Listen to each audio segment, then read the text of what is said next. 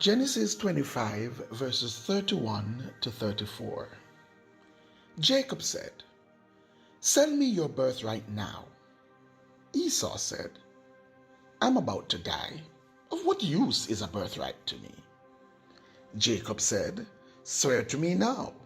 So he swore to him and sold his birthright to Jacob. Then Jacob gave Esau bread and lentil stew, and he ate and drank and rose and went his way. Thus Esau despised his birthright. We've always heard the story told about Jacob and Esau and the birthright. But have you ever stopped to think, what is this birthright thing? Very often when we speak of the birthright as it concerns the tradition of Israel, we hear of the birthright being that double portion of inheritance. And so it means that if you got the birthright, which was usually given to the firstborn son, though there were times when there were differences, there were other sons who would receive it, but usually it was given to the firstborn son. And the birthright there would mean that if there are 3 children and the father's estate is to be divided, then the estate would be divided in 4 parts. And the child with the birthright would receive 2 parts, and the other 2 children would receive 1 part each. And usually it would have been the boys. And so usually when we speak about the birthright, we talk about, you getting that double portion of the inheritance.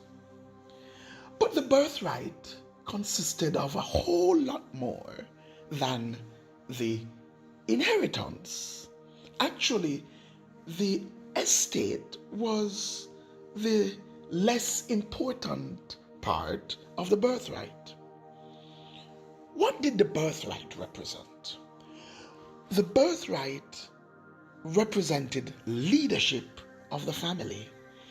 And so to be given the birthright meant that you became the next leader of the family. And whilst the father was alive, if he were away or incapacitated in any way, you would take up the leadership of the family.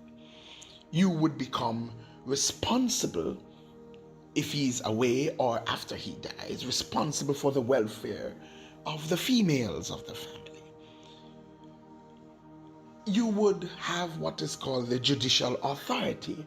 And so as the head of the clan, as the head of the family, you made the judicial decisions for the family. More so, as the person with the birthright, you became the priest of the family. Because tradition has it that up to the time of Aaron, priesthood was carried out by the person with the birthright in the family. So that person had the particular covenantal relationship with God. So when we talk about the birthright, we're talking about that covenantal relationship. We're talking about leadership. We're really talking about ministry. And here comes Esau, hungry and deciding he wants some food. And his brother Jacob saying, "Well, sell me your birthright for some food." And Esau says, "What the heck? No problem. Have it. Give me this plate of food. Give me this bowl of stew." Wow. I wonder, what was he thinking?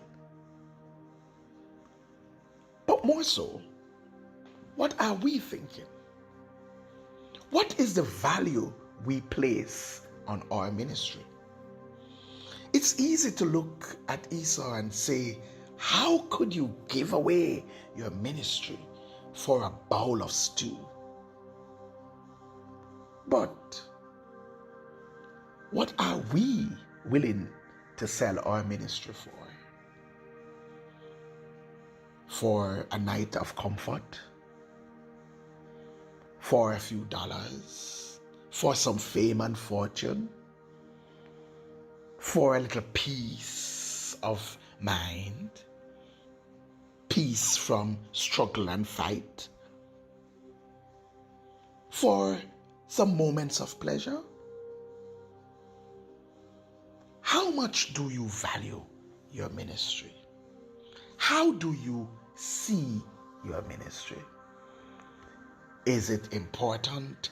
Is it invaluable?